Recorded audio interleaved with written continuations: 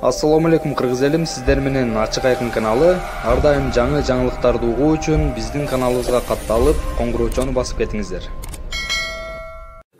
Эгер адам өз иманына жараша, өз ушундай бир адамгерчилигине жараша иштей турган болсо, ал мамлекет дүркүрөп өсөт.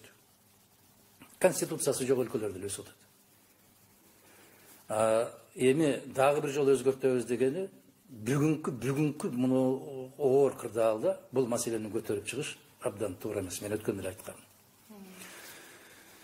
Эгерде конституцияны элге коюп берсе, эл аны чече албайт.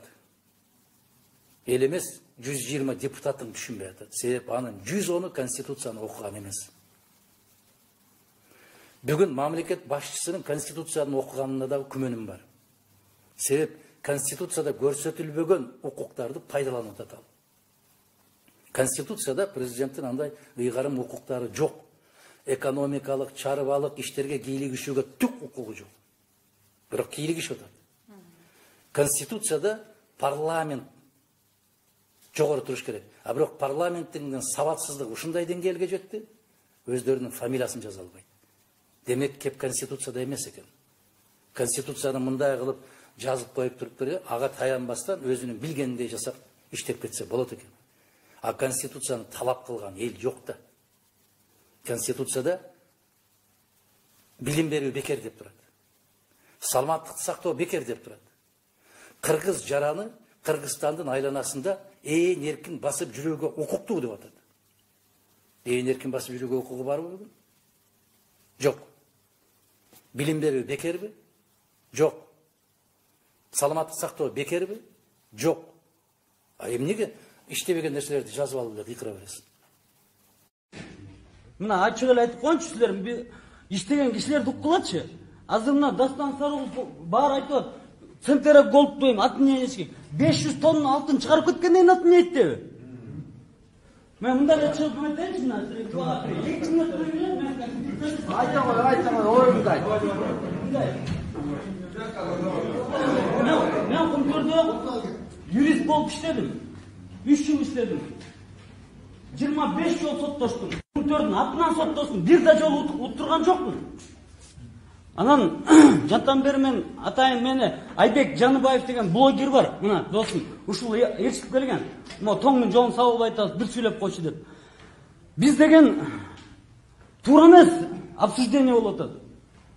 Мен деген ишинен билем. Мына просто эле мына 5 пункт айтайын. КГКнын президенти $350 000 зарплата алат. Ал эмнеге $350 000 алыш керек? Член совета директорлуктар $85 000 алат. Эмнеге $85 000 алыш керек? Эмне кылганына? $350 000 эмнеге алыш керек? Мен ушуну билген киши катары сурап койгулачы деп жантан бери айтып атам. Анан Дастан Сарыгулду камаш керек. Камаш керек ушул аксакалды. Шапкасын кийгизип барып камап коюш керек. Анан отуруп алып дагы акыл үйрөтөт ушул киши. Мына мен айтайын. Эң биринчи Афинашты текшериш керек. Ген прокурорбу, СМБ, бүт бар Афинашта совсем башка результат. Кумтөрдүкү совсем башка результат. Кара Балтада. Бир. Мен уксаңар айтып берейин, бир 5 мүнөт бергиле мага. Бизде 500 тонна алтын деп ататмы? 300 тонна точно чыгып кетти деп жогорку кеңештен айтылган. 300 тонна алтын $15 миллиард акчасы чыгып кетти. Баарыбыз отурат, мояктын баары. Бир чучукту конский член деп койсо, 1000 сомдук чучукту. Бүт барын, видишь ли, патриоты на дыбы стали. Вот так, на дыбы стали. Чучукту оскорблять деп. Ай, чучук деген 1000 сом турат. 15-30 миллиард долларын акчасын чыгарып кетти, бир да кыргыз унчукпайт, отурат. Туугандар, бул маселе ушул маселени көтөрүп жоготкан жигиттердин эле маселеси эмес. Бул жалпыбыздын, өлкөбүздүн, сиз менен менин, бала чакабыздын, келечегибиздин, өлкөбүздүн маселеси. Ошондуктан четте карап турбастан ушул маселени колдойлук, көтөрөлүк. Керек болсо ушул маселени көтөрүп чыгып аткан жигиттерди коргойлук. Жогорку жактан талап кылалык. Ушул коррупция жолу менен мыйзамсыз байып эбегейсиз чоң мүлккө ээ болгон коррупционерлерди жоопко тартып, мүлктөрүн кайра элге кайтарып берсин. 30 жылдан бери карап көрө турган болсок, биз сырттан, чет мамлекеттен карыз менен кредиттен башка эч нерсе алып келбептирбиз. Эгерде өлкөбүздү талап тоноп, кен байлыктарын сыртка чыгарып кете турган компаниялардын ордуна дүйнөлүк масштабтагы Samsung, Siemens, Electrolux жана башка ушул сыяктуу көп тармактуу компанияларды жалдырап болсо дагы мамлекетибизге алып келчү болсок, алардан бизге пайдасы 10 эсе, 100 эсе көбүрөөк болмок. Канчалаган жумуш ордулары түзүлүп, мынтип элдерибиз сыртка темсилеп мигрант болуп кетмек эмес. Мына азыр мигранттарыбыздын акыбалын көрүп атабыз. Мышык эле кадай болуп атат. Кудайым аларга сабыр берсин, ден соолук берсин. Канча жылдан бери мамлекетибизди көтөрүп, экономикабызды көтөрүп келип, бир жолу жардам сураганда аны дагы эптеп жардам бере албай шайыбыз болуп атат. Туугандар, азыр аябай жакшы шарт түзүлүп турат. Бардык границалар жабык, эч ким эч жакка качып кете албайт. Келгиле ушул бир маселени көтөрүп, аягына чыгалык. Колдойлук, жогору жактан талап кылалык. Ар бир чиновниктин мал мүлкү тыкыр текшерүүгө алынып, арасынан коррупция жолу менен байып, мүлктөргө ээ боло турган болсо, ошолор жоопко тартылып, мүлктөрү кайра элге кайтарылып берилсин. Биз мынтип жүрө бере турган болсок, уктай бере турган болсок, эртең границалар ачылгандан кийин баары тыркырап, көргөн карматпай качып кетип калышат. Анан кийин баягы эле карыз менен биз калабыз. Биз дагы деле уктап атабыз, туугандар. Келгиле ушул жок деген бир маселени аягына чыгалык. Саламатсыздарбы, урматтуу достор, подписчиктер, Facebook колдонуучулар. Бүгүн силерге бир айтып кете турган бир жайым бар эле да.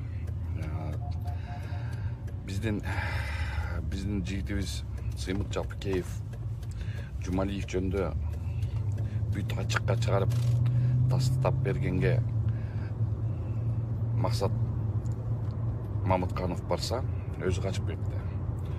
Бирок бүгүнкү күнү эмнени биз көрдүк? Ошол Жолдош Жумалиевдин атынан кайсы жерден болбосун группасы чыга калыптыр. Жумалиевди колдоо деген группасы. Ошол Жумалиевдин колдоо деген группасына булар калмактар, булар тымызынан ишти жасап атат деп ушундай бир эмелерди жазып атат да. Мен силерге бир айтып кое турган нерсе. Ооба, баарына интересно болуп атат. Мен действительно түйүм түпкү тамырларым калмактар. Бирок бүгүнкү күнү мен кыргызмын. Кыргыздын жаранымын.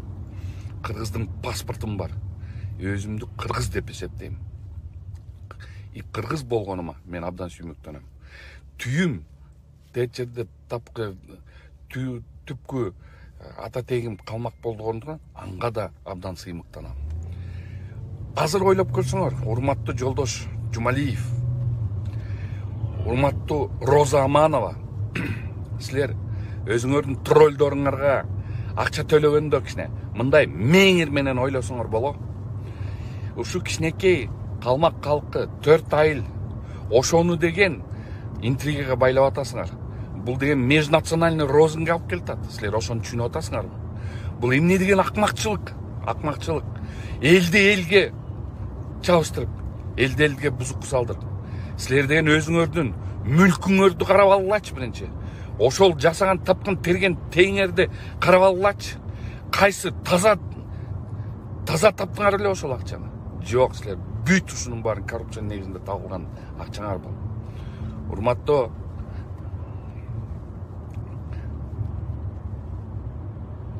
ГКМБнын төргөчүлөрү, силерге муну официалдуу түрдө деп туруп обращениямды алсаңар болот. Мен ушул межнациональный розын жасап аткан ошо группа поддержки Жумалиевдин кишилерин таап бериңиздерди суранамын. Ошону толук кылмыш жоопкерчиликке тартышыңарды суранам. Андан мурун мага бергилечи, өтүн алам ошолорду. Бул эмне деген акмактар? Бул эмне деген акмактар? Кичинекей калк болсок, ошондо орто жерден бири-бирибизди чабыштырып, ушинтип бөлүштүрүп атат. Бул кандай акмакчылык? Адам баласынын касиети калдыбы бул адамдарда? Же акча эле, ошол долларлар эле көзүнө батып калдыбы? Уят да, адамкерчилик сапатыңар барбы? Урматтуу жолдош Жумалиев. Ушунчалык акмактанбаш керек да. Эми кечиресиздер, орусчасында айтып коеюн. Хотелось бы, уважаемые подписчики, хотелось бы обратиться и на русском языке. Я обращусь, почему? Потому что есть и русскоязычное население, которое меня слушает. Это обращение делаю господину Джумалиеву и Розе Амановой. После того, когда Саймыр Джапикеев объявил о ваших коррупционных схемах, а также вы не пришли на прямой баттл с Махсатом Мамыткановым, то откуда ни возьмись на просторах соцсетей появилась какая-то группа поддержки Джумалиева. У вас, если вы, уважаемые господа чита Джумалиевых, вы понимаете, если вы даже нанимаете троллей или еще что-то, чтобы нас где-то подорвать, то вы немножко думайте и смотрите в Уголовный кодекс, где четко прописана норма розжига розжига межнациональной почвы. Вы что делаете? У вас, кроме своих вот этих заморочек с деньгами, не осталось ни грамма стыда и совести. У нас маленькое государство. Мы в маленьком государстве живем. И оно многонационально. И я горжусь тем, что мои корни калмаки, бервашские калмаки, потомки Алмамбета. И я горжусь тем, что я на сегодняшний день кыргыз. И гордо ношу это звание. И гордо ношу свою нацию. И гордо говорю, что я кыргыз. И после вот этих слов вы хотите разжечь вот такую межнациональную рознь? Считайте, уважаемые сотрудники ГКНБ, уважаемое руководство ГКНБ, я официально обращаюсь к вам с моей линии, с ленты, с Фейсбука, и прошу найти нам источники, кто зарегистрирован за этим аккаунтом поддержку Джумалиева, и прошу возбудить уголовное дело в отношении этих товарищей. Заявление я готов дать, и прошу к этому отнестись, возбудить по признакам преступления разжигания межнациональной войны. Большая просьба обратить на это общее внимание. А вам, господин чита Джумалиев, это не красит вас. Вы уже не знаете, как выйти из этого положения. Это то, что не есть, это глупо. Так что, уважаемый господин Джумалиев, все ваши проделки будут до конца изучены, и мы это все до конца вытащим. И вы понесете уголовную ответственность, я вам это обещаю. До свидания.